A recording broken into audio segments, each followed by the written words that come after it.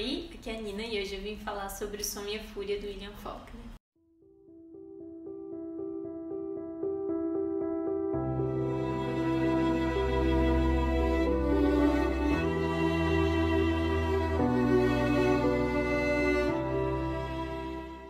Quando eu contei que eu tinha lido esse livro esse ano e no Instagram eu também coloquei que virou um dos melhores, assim, pra mim, um dos meus preferidos da vida, algumas pessoas vieram pedir pra eu fazer um vídeo sobre ele e eu tava morrendo de medo, porque não é fácil sem ter conhecimento literário, assim, estudo específico nisso, falar sobre um livro desses. Mas eu acho que esse mesmo medo de falar sobre ele que faz tanta gente ter medo de ler.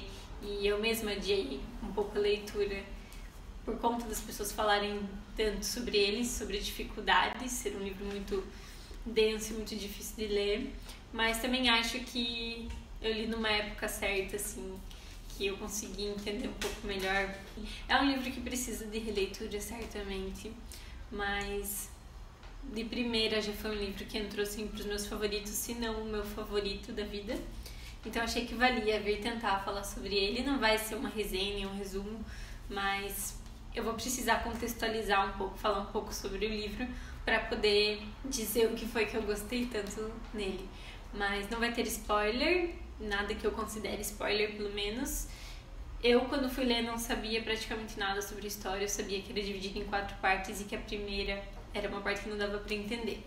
O título do livro é baseado num trecho do livro do Shakespeare que diz: uma história contada por um idiota, cheia de som e de fúria, sem sentido algum. O livro vai acontecer ali no pós-guerra civil, após a reconstrução e um pouco antes da Grande Depressão, próximo à Grande Depressão. Ele vai compreender um período grande de tempo que nem sempre vai ser explicado certinho, então é ali, se eu não me engano, 14 anos, 15 anos que ele vai tratar. Então, pelo contexto histórico, a gente já percebe que é um período que, além de crise econômica assim, forte, principalmente no rural, que é onde eles vivem, tem muita questão da xenofobia e do preconceito racial. Então, apesar da escravatura já estar abolida há um tempo considerável, os negros acabam trabalhando para os brancos por salários muito baixos, então ainda tem essa questão da segregação ali, da separação. Em resumo do que vai tratar o livro, vai tratar sobre a decadência de uma família, que é a família dos Compson, e essa decadência é tanto financeira como vai ser uma decadência moral e psicológica, então tudo vai acontecendo ao mesmo tempo. E essa família, então, é composta pela mãe, que é doente, assim, ela fica muito de cama e ela tem uma postura bem vitimista com a vida. Então ela não serve muito como base para essa família, como sustentação. O pai aparece bem pouco na história, ele é mais citado assim em alguns momentos específicos, e com o passar da decadência ele vai também desenvolvendo problemas com álcool e ficando cada vez mais dependente disso. E eles têm então 4 filhos. Então o primeiro, que é o Benji, ele tem seus 30 anos ali, mas ele tem discernimento de uma criança de uns 3. Então ele tem problemas mentais e ele vai ser o narrador da primeira parte, e é esse o grande responsável pela dificuldade, né, nesse livro. Tem o Quentin, que ele é o mais estudado, digamos assim, ele tem muito interesse por aprender e ele acaba então indo estudar em Harvard às custas da venda da herança dos outros filhos, então ele acaba sendo privilegiado da família. Temos o Jason, que é o mais novo, então ele acaba ficando sem herança por conta dos estudos do Quentin, e por ser um pouco mais novo que os outros, ele também não participa totalmente na infância, então ele acaba criando um sentimento de inveja assim, dos irmãos, das relações entre eles, e torna-se uma pessoa muito amargurada e cruel, assim. E por último temos a Cad, que não vai ter voz no livro, ela não narra em momento algum, e ela acaba sendo um fio que une, assim, as histórias, por ela ter relação de alguma maneira com todos eles. Então, ela tem uma personalidade bem forte, bem oposta, assim, à personalidade da mãe. Ela resolve muita coisa, mas ela também tem essa questão do conflito do que era esperado, então ela tem várias atitudes para contrariar o que se esperava dela, meio que num presságio da ruína da família, assim. Então ela meio que é a primeira a compreender o que vai acontecer e levar essa família de uma vez por todas para esse abismo. Outra figura bem importante é a Dilce, que é a empregada da família. Então ela é negra e ela sofre em diversos momentos, não só ela, como outros empregados e o filho dela na história, por conta de ser negra, e ainda assim ela sente muita pena da família por ela perceber tudo o que está acontecendo. Então, vindo agora um pouco para a estrutura, a primeira parte, o livro é dividido nessas 4 partes. A primeira parte é narrada pelo Bendy e é um fluxo de consciência. Então, se você já leu alguma coisa em fluxo de consciência, você sabe que é bem complexo de entender, porque os pensamentos mudam, transformam-se às vezes em memórias, não segue exatamente um padrão temporal. E no caso do Bendy, isso fica ainda pior por conta dele ter problemas cognitivos, né? Problemas mentais. Então, ele não tem um entendimento a respeito do que está acontecendo. Muitas vezes ele está narrando coisas visuais, então ele narra muito o que ele vê, e ao mesmo tempo que em várias partes isso acaba ficando meio cru, porque ele não tá entendendo cenas de violência nem contra os outros, nem contra ele. Por outro lado, em outros momentos fica muito poético, porque, por exemplo, o fogo, que é uma coisa que ele gosta muito, dá para entender de uma forma bem metafórica mesmo todas as emoções que ele tem em relação ao fogo.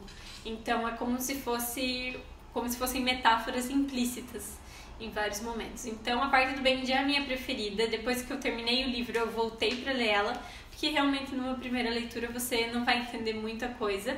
Então ele mistura memórias com coisas que ele está vendo, e algumas vezes, como eu comentei, essas coisas que ele está vendo são literalmente o que ele está vendo, e em outros momentos ele está relacionando isso com outras coisas que não tem nada a ver. Então é uma parte bem complexa. Nessa primeira parte a gente começa a criar uma impressão a respeito dos membros da família e da história em geral, por conta da maneira como eles tratam o Bendy. Então eu já consegui nessa primeira parte ter, por exemplo, uma empatia maior com a Cad, por ela cuidar dele e por ele gostar muito dela, acabar transmitindo esse afeto, e antipatia pelos que tratam o Bendy mal. Eu acho que esse é uma das coisas que a gente consegue identificar no primeiro trecho, já nessa primeira leitura.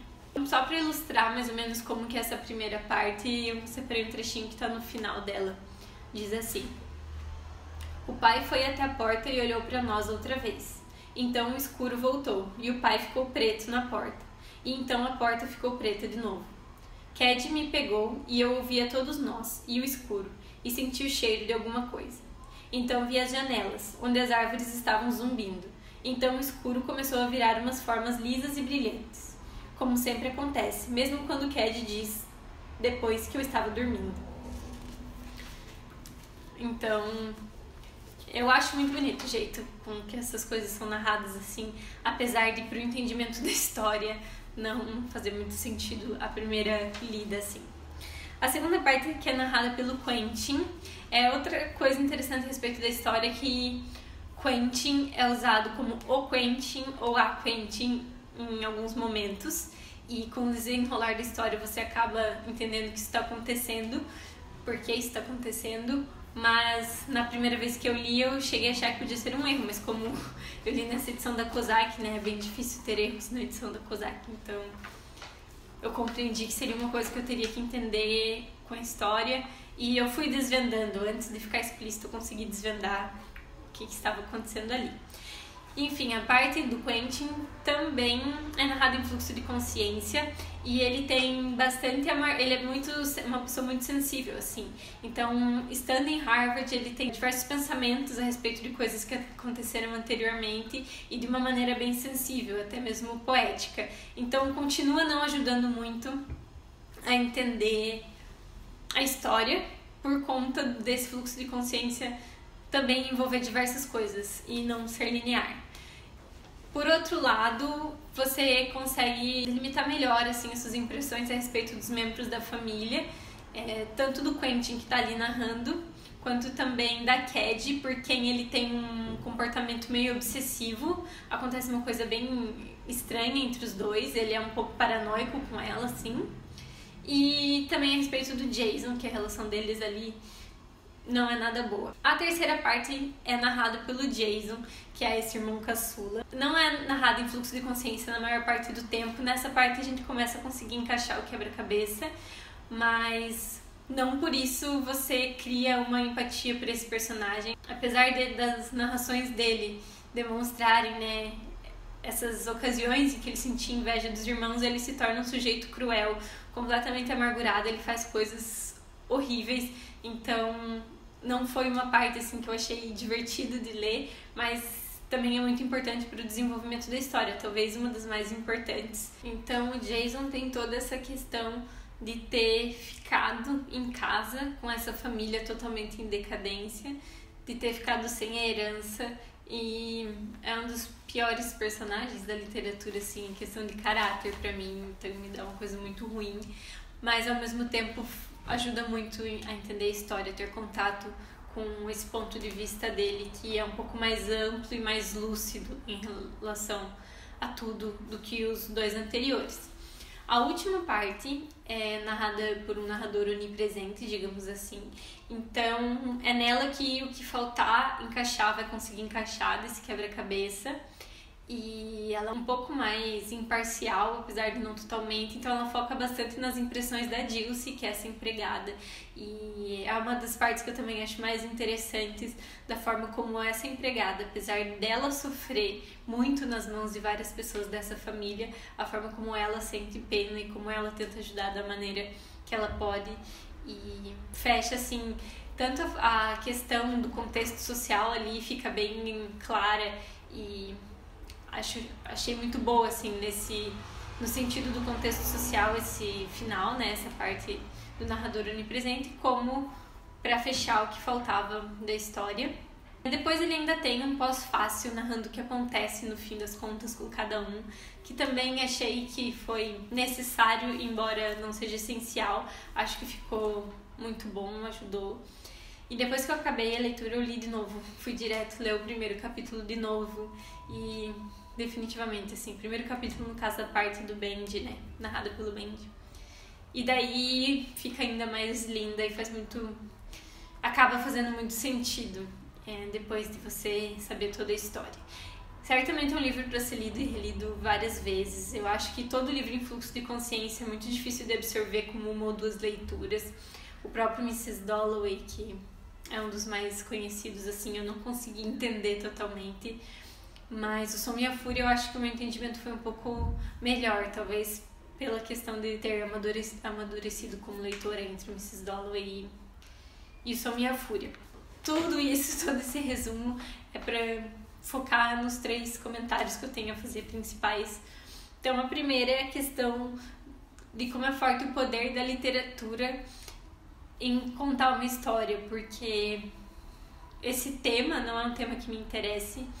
Eu não gosto exatamente dessa época, da época da depressão, de decadência familiar, não é um assunto que me interessaria, e pela sinopse não é um livro que eu teria lido, e mesmo assim acabou se tornando meio que o meu favorito da vida, assim, um dos favoritos.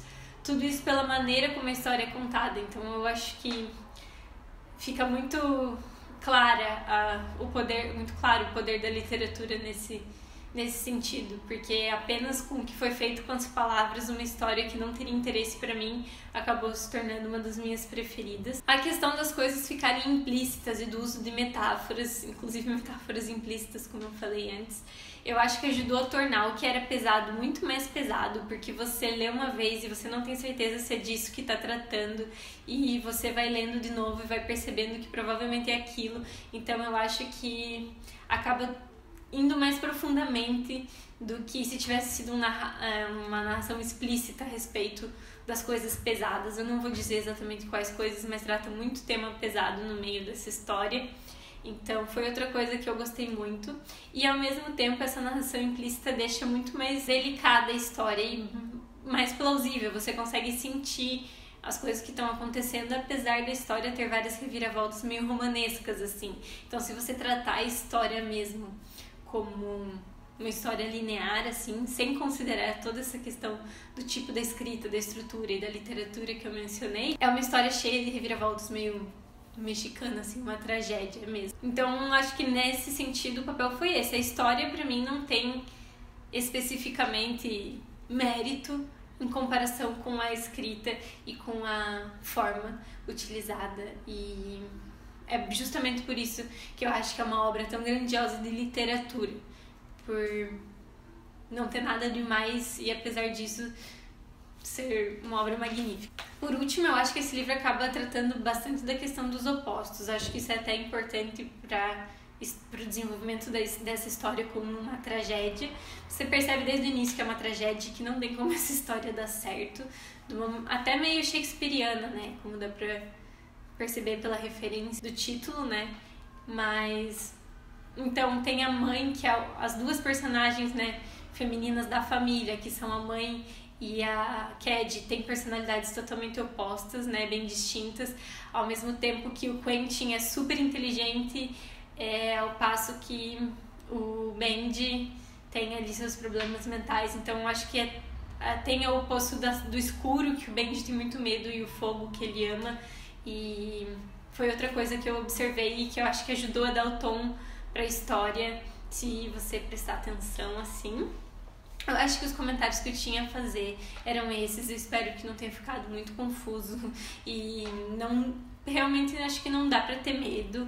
É complexo o começo, mas acho que, como todo fluxo de consciência, talvez você precise depois ler de novo o primeiro capítulo, como eu. E eu pretendo sim ler outras vezes esse livro, mas acho que não vai ser pra já. Se alguém já leu, me conta o que achou. Se alguém tem vontade de ler, coloca ali nos comentários, que talvez vocês ajudem uns aos outros e leiam junto, né, pra conversar um pouquinho sobre ele. E acho que a gente não pode nunca ter medo dessas obras. Então é isso, e a gente se vê no próximo vídeo.